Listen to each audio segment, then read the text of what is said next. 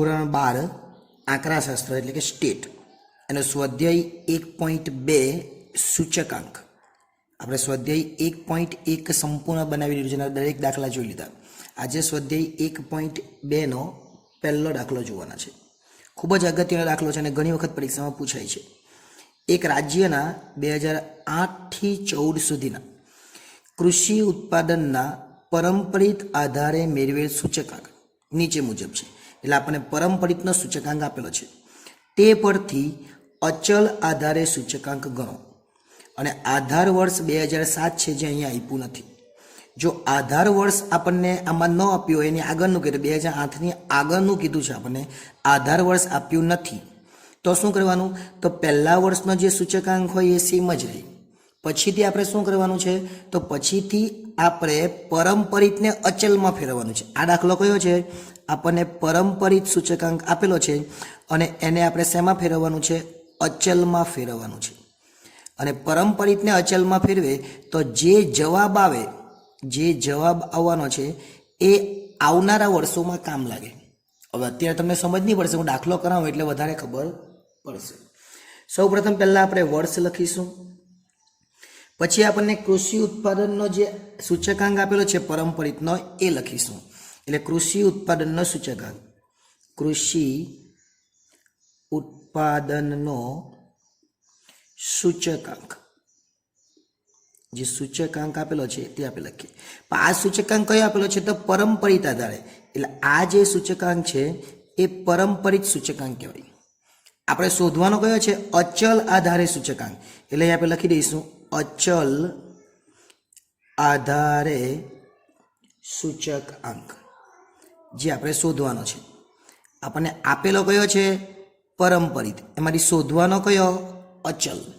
એટલે પરંપરિતમાંથી અચલમાં ફેરવવાની આ રીત છે. પરંપરિતમાંથી અચલમાં કેવી રીતના ફેરવવું એના માટેની રીત છે તો આપણે સમજીએ. ચલો, પહેલાં આપણને વર્ષ આપેલું છે તે લખી દઈએ 2008. પછી એક એક વર્ષ છોડીને લખીએ 2009.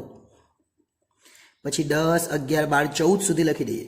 2010, 2011, 2012, 2013 અને છેલ્લે 2014. એમ 2014 સુધી વર્ષ આપેલું છે અને સૂચકાંક પર આપેલા છે.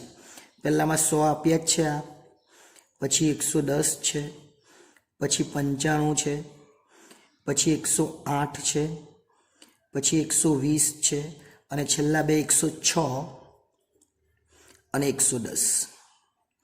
હવે ખાસ આપણે શું ધ્યાન રાખવાનું? રકમ અહીંયા લખી લીધી એટલે રકમ આપણે પેલી જોઈતી નથી આપણને. ચલો, શું કરવાનું?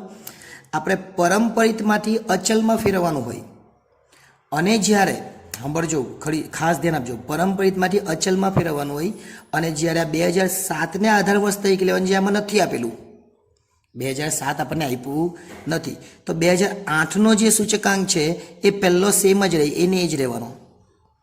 જ્યારે આપણને આધાર વર્ષ નહીં આપેલું હોય ત્યાં એને એ જ રહેવાનો, જે આપેલો છે એને જ. એટલે અહીંયા આપણે 2007 નથી આપેલો, જે 2008નો છે એને જ રહેવાનો. પછી મેં તમને એવું કીધું, જે જવાબ આવે એ કામ લાગશે. જો અહીંયા કીધું કે જે જવાબ આવવાનો એ જવાબ આપણને કામ લાગવાનો છે. તો હવે શું કરીશું? હવે 110 પહેલાં લખી દેવાના, આ જે આપેલા છે. આ જવાબ છે એને ગુણાકારમાં લેવાનો અને ભાગ્યા 100. તો 100 નીકળી જાય તો જવાબ કેટલા આવે? 110.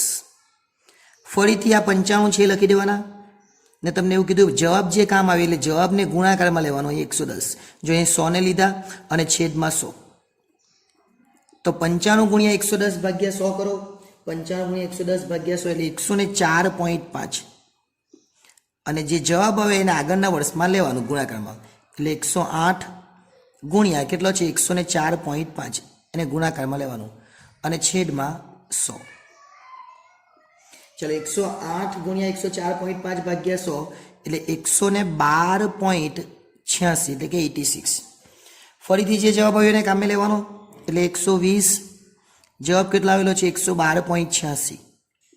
એને ગુણાકારમાં લેવાનું અને છેદમાં 100. ચલો, 120 ગુણ્યા 112.86 ગુણ્યા 100 એટલે 135.43. ઓકે, ફરીથી જે જવાબ આવ્યો એને ગુણાકારમાં લેવાનો, 106 ગુણ્યા 135.43. છેદમાં કેટલા 100. ચલો 106 ગુણ્યા 135.43 ગુણ્યા 100 એટલે 143.56 અને છેલ્લે 110 આપેલા છે ગુણ્યા જે જવાબ આવે એને ગુણાકારમાં લેવાનો અને છેદમાં 100. ચલો છેલ્લે કરી નાખીએ 110 ગુણ્યા 143.56 અને ભાગ્યા 100 એટલે 157.92.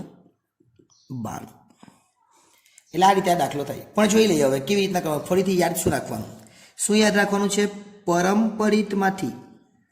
પરંપરિતમાંથી આપણે અચલમાં ફેરવવાના છે. એટલે પરંપરિતમાંથી જે રૂપાંતર કરવાના એ શેમાં કરવાના? અચલમાં. પરંપરિતમાંથી અચલમાં રૂપાંતર કરવાનું. તો જે જવાબ